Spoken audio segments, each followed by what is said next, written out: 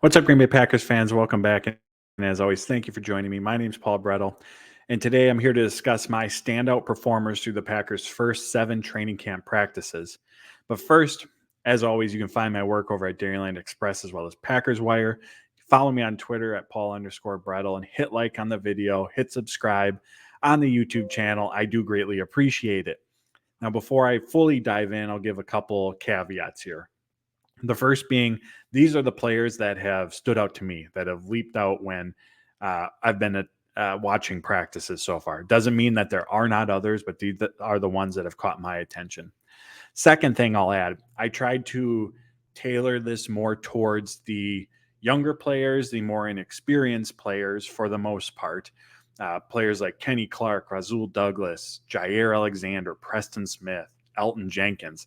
They're all having very, very good training camp practices up to this point. So the exclusion of some of those big name guys does not mean that they are underperforming. Like I said, they're performing quite well. It was just my intention to go more towards the younger players, the ones that there may be questions around. So let's dive on in. First up, Christian Watson. Matt LaFleur has said on a few occasions this offseason that he's playing faster. And that's what you want in the second year from guys. And I think that's a product of just being comfortable in the Matt LaFleur system, having just a better understanding through his experience of what his responsibilities are and the responsibilities of everyone around him. And we're seeing him play faster. Romeo Doubs has talked about that as well, that he's playing faster this season as well. Again, just with the comfortability that these guys have with the playbook. And Christian Watson, he's known for his speed, being a vertical presence. But as Matt LaFleur recently pointed out, what makes him unique is his football intelligence and his ability to make plays all over the field. And in training camp, that's what we're seeing. We're seeing Christian Watson utilized and attacking all levels of the field.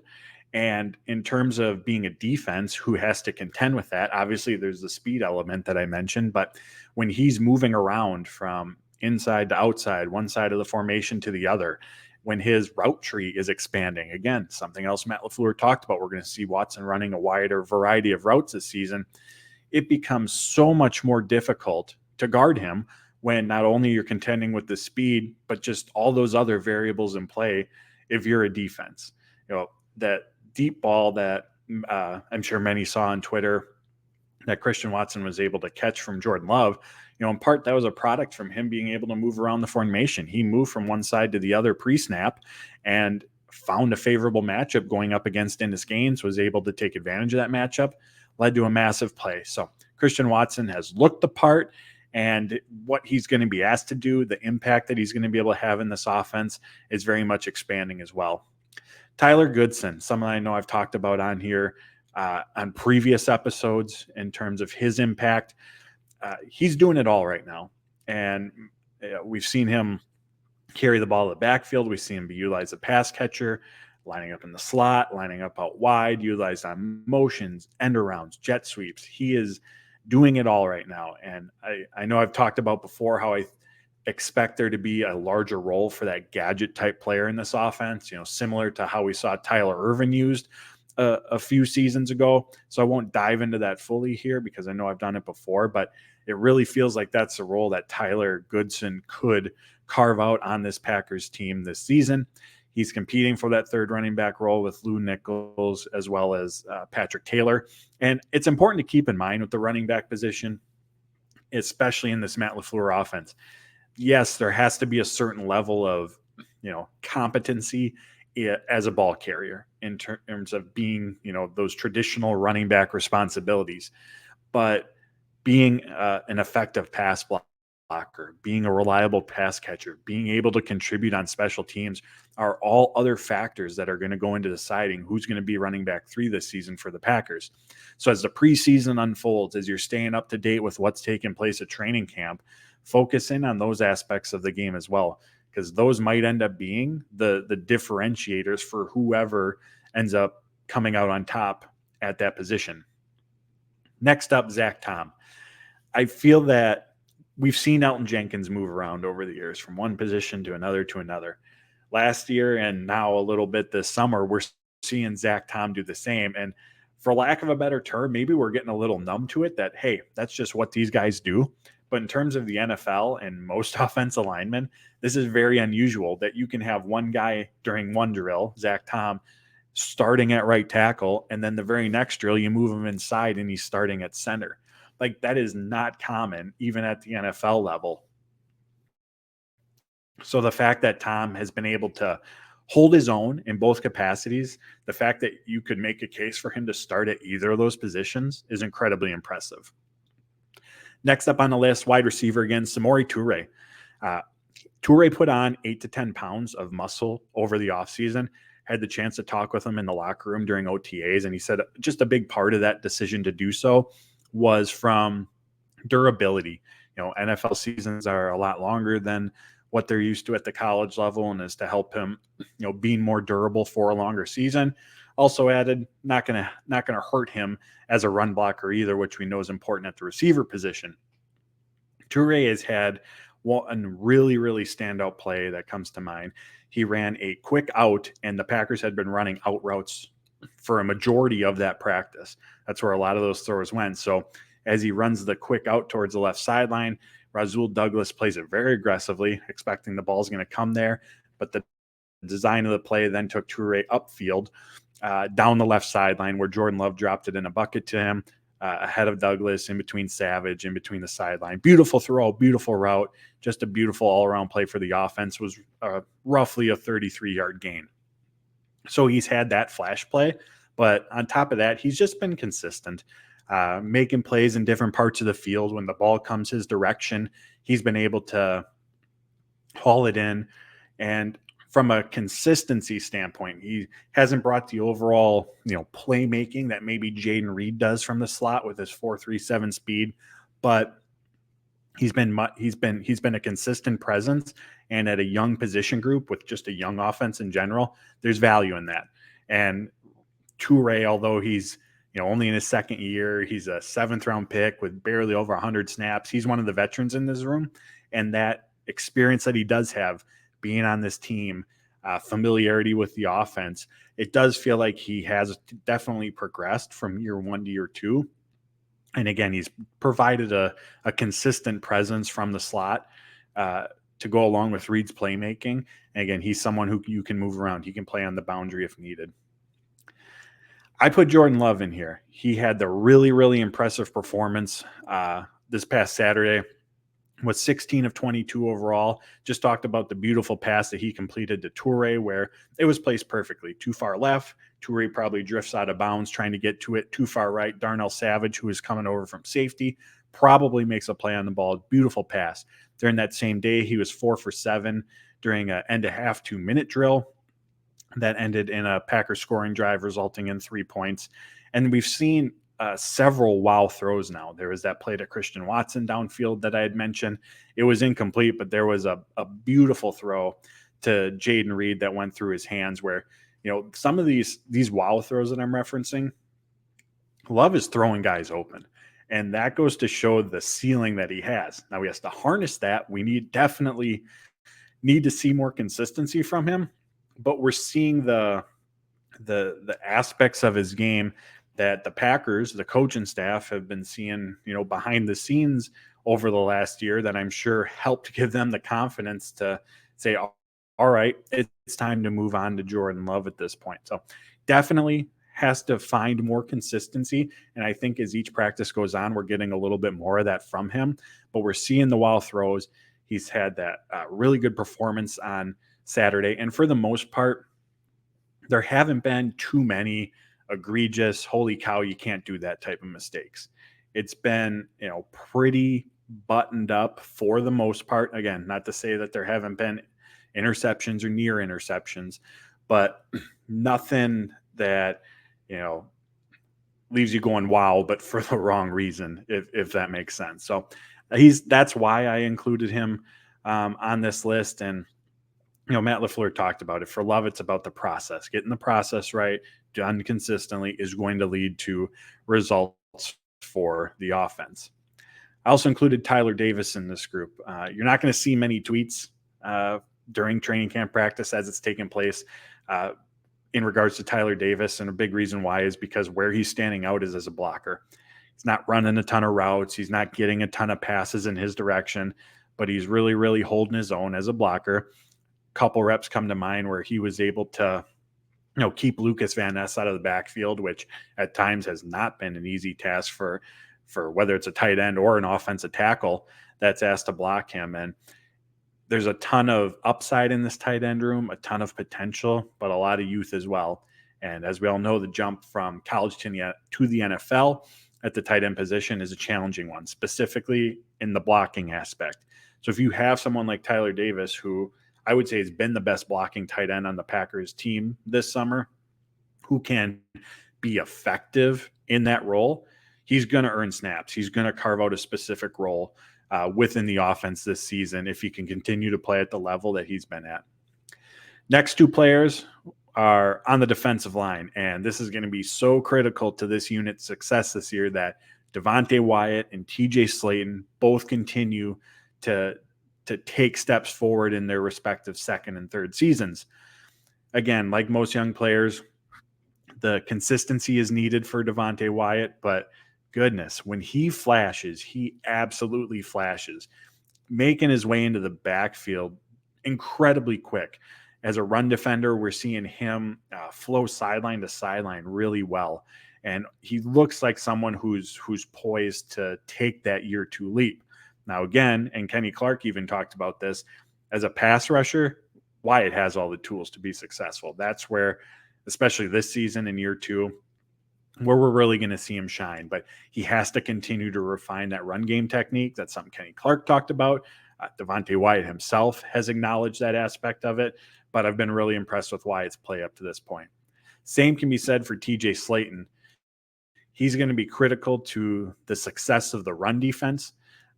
He's had a couple plays where he's just made great push into the backfield. There's one that comes to mind against Josh Myers when he was at center, where Slayton was able to drive him back.